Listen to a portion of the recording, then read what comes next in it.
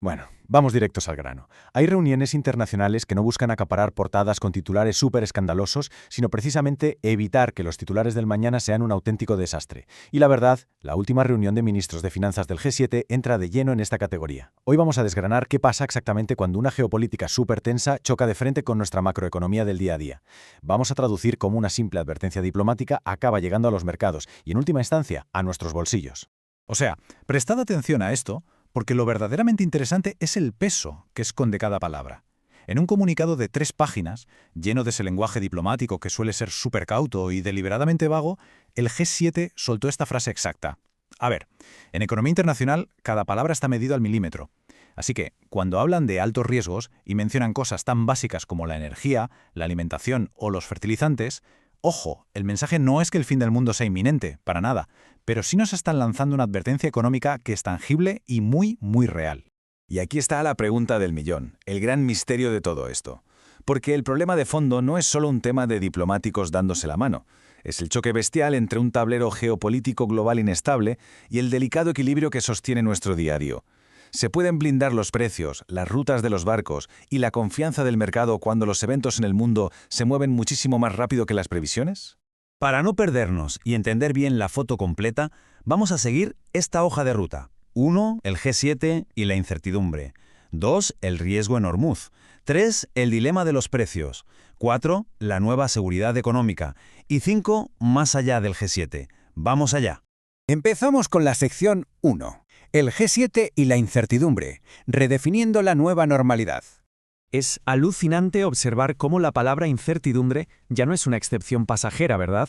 Se ha convertido literalmente en nuestra nueva normalidad. Pero a ver, pongamos las cosas en perspectiva para entender quiénes son los actores.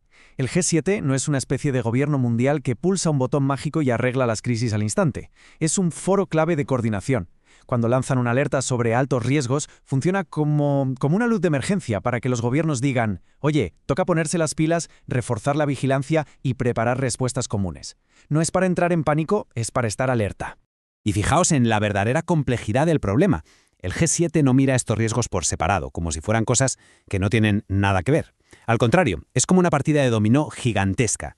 Si hay un repunte en los costes energéticos, por ejemplo, ¡pum!, eso cae en cascada y encarece el transporte marítimo.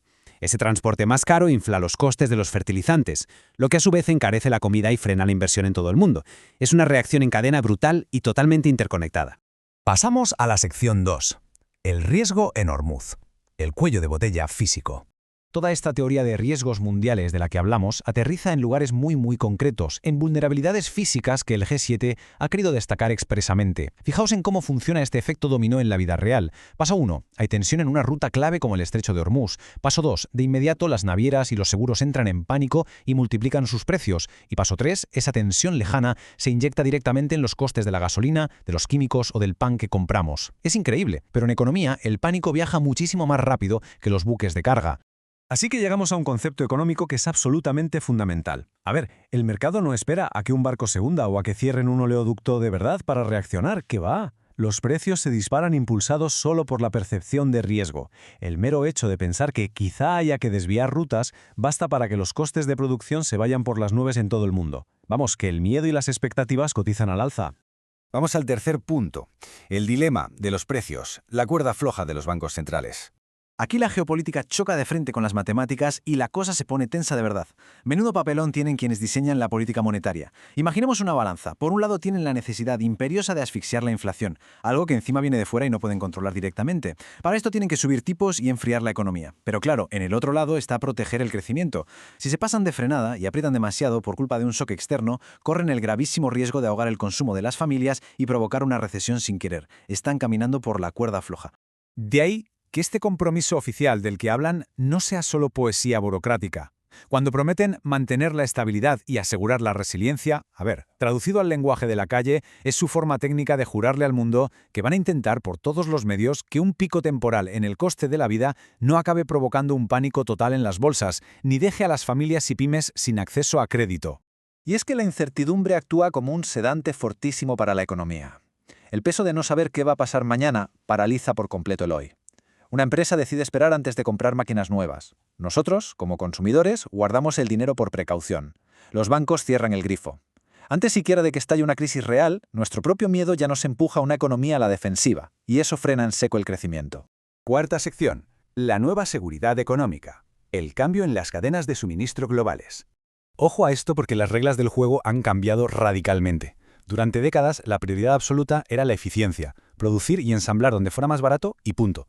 Pero la nueva prioridad es la seguridad económica. Ahora se está impulsando la diversificación para conseguir cosas tan vitales como las tierras raras o los minerales críticos.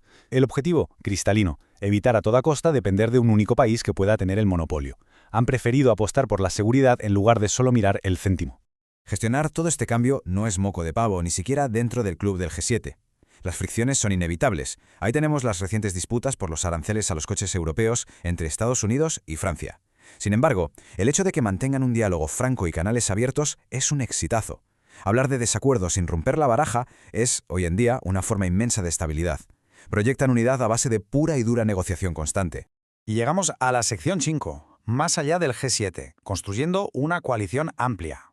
A ver, frente a un mapa de riesgos de este calibre, las soluciones ya no pueden quedarse solo en Occidente. Fijaos en la lista de invitados a la mesa. Arabia Saudí, Qatar, India, Brasil. Esto es el reconocimiento puramente práctico de que para estabilizar los barcos, la energía y el crecimiento es obligatorio contar con los grandes productores y las economías emergentes. Porque al final las vulnerabilidades a nivel global son plenamente compartidas. Estamos en el mismo barco. Hay un apunte súper interesante. A la vez que pasaba todo esto de la macroeconomía, se celebraba una reunión de 75 países centrada en cortar la financiación al terrorismo y al crimen organizado. ¿Y esto qué pinta aquí? Pues muchísimo, porque la estabilidad económica necesita a toda costa que el sistema financiero sea íntegro. Las mafias y las redes ilícitas florecen en la inestabilidad geopolítica y encima la empeoran. Sin circuitos financieros limpios no hay resiliencia posible. Así que, resumiendo todas las piezas de este rompecabezas, la gran moraleja es que hoy en día la verdadera estabilidad no es algo que se pueda improvisar en el último minuto. Requiere sentarse, dialogar, pelearse, pero seguir manteniendo canales abiertos y sobre todo trazar planes para arreglar los eslabones débiles de la economía antes de que se rompan por la presión política. La coordinación a tiempo y la confianza son los escudos que de verdad nos protegen. Y para terminar, os dejo con esta reflexión, a ver qué pensáis. Hoy en día, el estrecho de Hormuz, el precio del supermercado, lo que deciden los bancos centrales y la diplomacia están atados por el mismo hilo. Si resulta que ya no podemos aislar nuestras carteras de lo que pasa en el mundo geopolítico, ¿es estar preparados verdaderamente la inversión más valiosa de nuestro tiempo? Anticipárselo es todo. Espero que este repaso haya arrojado un poco de luz sobre esta compleja maquinaria que mueve nuestro mundo hoy.